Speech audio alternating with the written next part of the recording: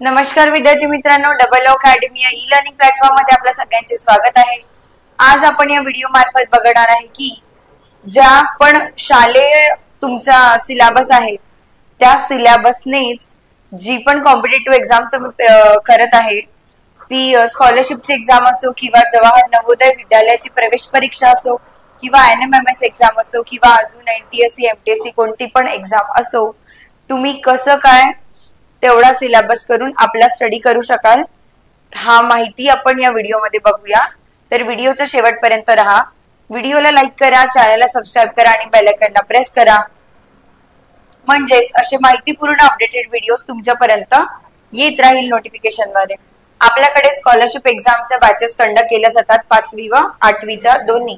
आपल्याकडे जवाहर नवोदय विद्यालयाच्या बॅचेस पण कंडक्ट केल्या जातात, त्यात इयत्ता 6वी आणि इयत्ता 9वी आपण दोन्हीसाठी या बॅचेस कंडक्ट करवतो आणि त्या बॅचेसची प्राइस सध्या दिवाळी मेगा ऑफर सुरू आहे म्हणून फक्त आणि फक्त 1000 रुपये आहे, पण व्हॅलिडिटी पूर्ण 1 इयरची आहे।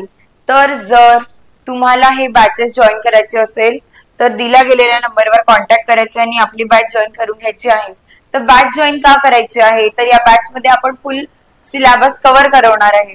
त्या सिलेबस तुमचा जो पण पूर्ण जवाहर नवोदय विद्यालयाचा सिलेबस राहील तो पूर्णतः सिलेबस आम्ही कव्हर करून घेऊ। त्यानंतर जुन्या प्रश्नपत्रिकांचे विश्लेषण म्हणजेच PYQ अनालिसिस, लास्ट इयरचे जेवढे पण प्रश्न आहे आपण ते सगळे आम्ही तुमच्याकडनं करवून घेतो। हे सगळं झालं, सिलेबस कव्हर झाला की आम्ही तुमच्याकडनं टेस्ट सिरीजची प्रॅक्टिस सुद्धा करवून घेतो, ज्याने तुम्हाला एक्झाम एन्व्हायरमेंट साठी ती एक प्रॅक्टिस होणार की तेवढ्या टाइम मध्ये तेवढे क्वेश्चन कसे काय अटेंड करायचे ही तुमची फुल मॉक टेस्ट होणार। आणि तुम्हाला ई बुक नोट सुद्धा आम्ही मोफतच अवेलेबल करवतो। या सगळ्या फॅसिलिटी सोबतच तुम्हाला लाईव्ह आणि रेकॉर्डेड लेक्चर फॉर्म दोन्ही पण अवेलेबल असणार आहे आणि तुम्ही तोच व्हिडिओ डाउनलोड करून सुद्धा अनलिमिटेड टाइम बघण्याचा हा ऍक्सेस तुमच्याकडे अवेलेबल होऊन जातो। तर जर तुम्हाला बॅच जॉईन करायची असेल, सध्या दिवाळी ऑफर सुरू आहे आणि तो 17 ऑक्टोबर म्हणजे आजपर्यंतच व्हॅलिड आहे। तर लवकरात लवकर तुम्हाला बॅच जॉईन करायची 1000 रुपयाची ही बॅच 1 इयर व्हॅलिडिटी सोबत हे नंबर्स आहे त्यावर कॉन्टॅक्ट करा आणि आपली बॅच जॉईन करून घ्या। चला आपण बघूया की या एक्झाम मध्ये सिलेबस काय असतो। जवाहर नवोदय विद्यालयाचा सिलेबस काय असतो, हिंदी सब्जेक्ट असतो, त्यानंतर इंग्लिश असतो आणि आपण सध्या लेक्चर्स घेतच आहोत नाही का। आपला सध्या PYQ अनालिसिस सुरू आहे है ना, सगळे सध्या लाईव्ह लेक्चर सुरू आहेत, जे पण करत असेल त्यांना माहिती असणारच है ना। या सगळ्या सब्जेक्ट सोबत एक ऍडिशनल असतं ते म्हणजे जनरल सायन्स।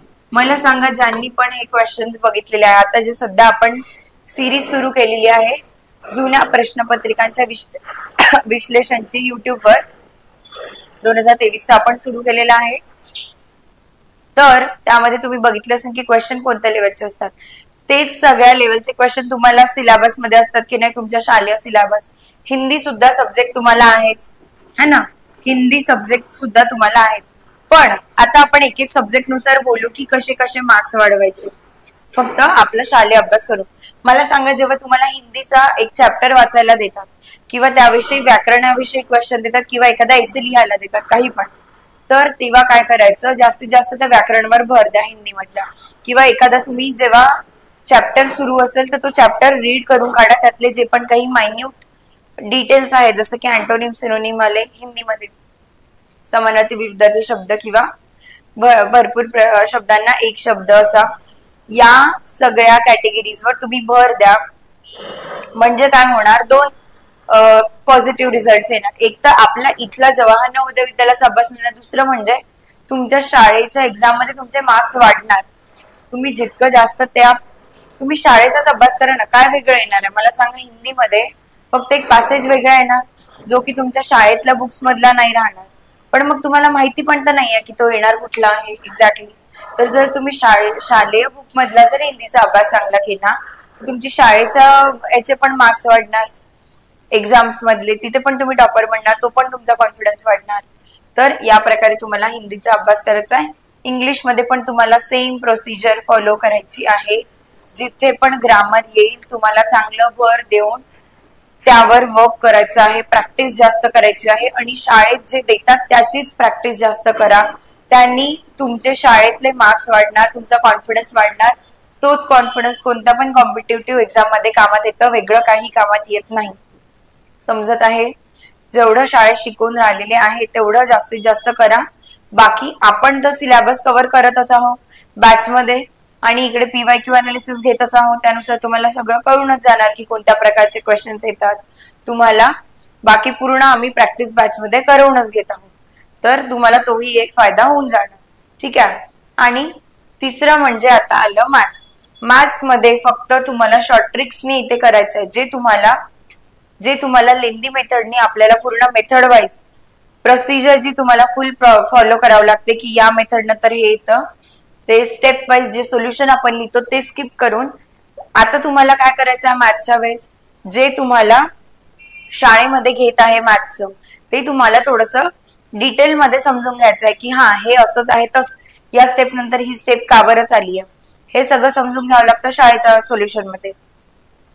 पण इथे तुम्हाला शॉर्ट ट्रिक सांगायचं माझं काम आहे, मी तुम्हाला सांगते आहे शॉर्ट ट्रिक्स काय करायचं काय नाही. तर पण जर तुम्हाला ते मेन आन्सर तो क्वेश्चनच नाही कळला की काय आहे, तर मग तुम्ही ते शॉर्ट ट्रिक कशी समजाल?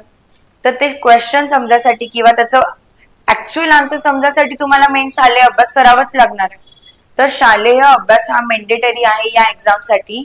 तुमच्या आतापर्यंत जो 8वी, जर तुम्ही 6वीची एक्झाम देता किंवा 9वीची जी पण तुम्ही एक्झाम देताय जवाहर नवोदय विद्यालयाची, त्याच्यात तुम्हाला शाळेत जे शिकवत आहे ती फुल प्रोसिजर तुम्हाला समजूनच घ्यावं लागेल. यांनी हा उघडट्टा मारून नाही, मिनिंगफुल की हा क्वेश्चन असा आहे तर याच्यात हा वाली मेथड यूज होणार आणि ही वाली नाही आणि या प्रकारे उत्तर येणार. हे जेव्हा समजाल तेव्हा तुम्हाला यातल्या शॉर्ट ट्रिक्स यूज होणार ज्या मी तुम्हाला सांगणार आहे. किंवा आज पण आपण ज्या शिकल्या, आज कमीत कमी आपण 7 ते 8 नवीन मी तुम्हाला शॉर्ट ट्रिक सांगितला, पण त्या समजल्या कोणाला असणार?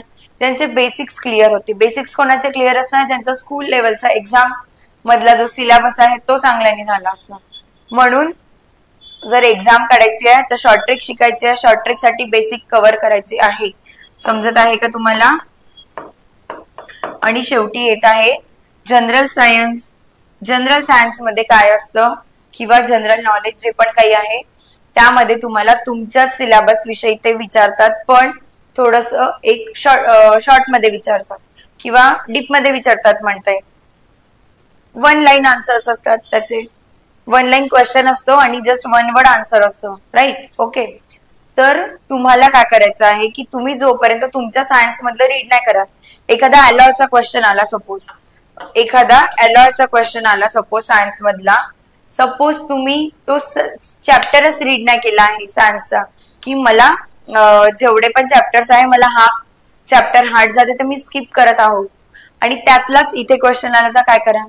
म्हणून तुम्हाला शालेय जेवढा पण विदाऊट स्किप पूर्ण करायचं आहे आणि तिथे पण काही पण डाऊट गेला तर आम्ही तुमचा तो पण कव्हर करून देण्याचा याच बॅच मध्ये सिलेबस कव्हर करून देणार आहे आणि हे पण PYQs आणि बाकी सिलेबस कव्हर करणार आहे.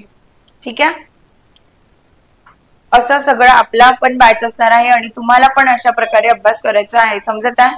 म्हणून शालेय अभ्यास का बरं इम्पॉर्टंट आहे समजलेला आहे. इम्पॉर्टन्स समजलेला आहे का तुम्हाला शालेय अभ्यासाचं काय आहे? तर विदाऊट ते हे होणार नाही आहे. याच्यात जे एक्स्ट्रा लागणार आहे ते आम्ही घेणारच आहे, पण जर तुम्ही शालेय नाही करून आले तर तुम्हाला शॉर्ट ट्रिक्स आणि जे आम्ही ट्रिक्स सांगणार ते कसं समजणार? समजत आहे? तर अशा प्रकारे तुम्हाला अभ्यास करायचा आहे आणि दिवाळीच्या सुट्ट्यांचा पण पुरेपूर लाभ घ्यायचा आहे, पण अभ्यास पण करायचा. कसा करायचा मी लास्ट व्हिडिओ मध्ये टाकलेला की एन्जॉय पण कसा करा आणि अभ्यास पण कसा करा. नाही बघितला असेल तर आता जाऊन बघा आणि एन्जॉय करा. Happy Diwali to everyone in advance. कारण उद्यापासनं लेक्चर्स नाही होणार, परवापासनं आपल्याकडे सुट्ट्या असणार आहे. तर बाकी एन्जॉय करा. चला, थँक्यू सो मच. व्हिडिओ आवडला असेल व्हिडिओला लाईक करा, चॅनलला सबस्क्राईब करा आणि बेल आयकॉनला प्रेस करा. थँक्यू.